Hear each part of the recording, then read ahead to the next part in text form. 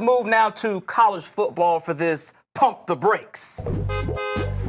Is the SEC no longer special? That is what Washington State coach Mike Leach said in an interview with the Clarion Ledger. B-Mac, I ask you, Mike Leach, never a guy to bite his tongue, always says how he feels. Do you agree with that statement that the SEC isn't special anymore? Based on what we saw in 2016, no, they're not special.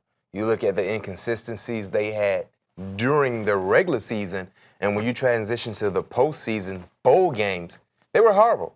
They were at the bottom of the barrel when you look at Power 5 conferences. And outside of Alabama, they had nothing to hang their hat on. We thought Ole Miss was going to be a pretty good competitive team from top to bottom. They had their flashes here and there, but for the most part, it was a big disappointing year.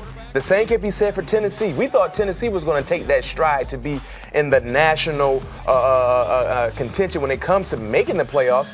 They lost to Vandy. They lost to South Carolina. Did not represent the SEC East once again in the SEC championship game. And then we saw the blowout in the championship game once again when Florida got there. So the usual suspects we thought was going to be quality teams, the Tennessees of the world, the LSUs, Ole Miss, Texas A&M, they all dropped the ball. And if it was not for Alabama, the SEC definitely would not have been it wouldn't have been in part of the conversation. Yeah, it seemed like it was top heavy when you talk about the SEC. Alabama was very good. One heavy. Yeah, one heavy. Now, Tennessee did beat Nebraska. LSU did beat Louisville, so they did win a few bowl games. Florida did win their bowl game. They beat Iowa, so they did have some wins in the bowl games, but overall they were 6-7, including the 2 games that Alabama played in the college football playoff. The expectations always so high for the SEC. I think that's what it is. When you win like 7 straight titles,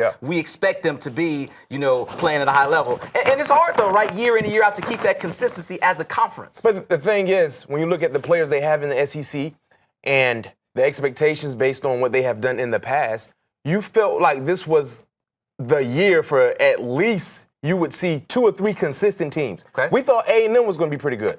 Right?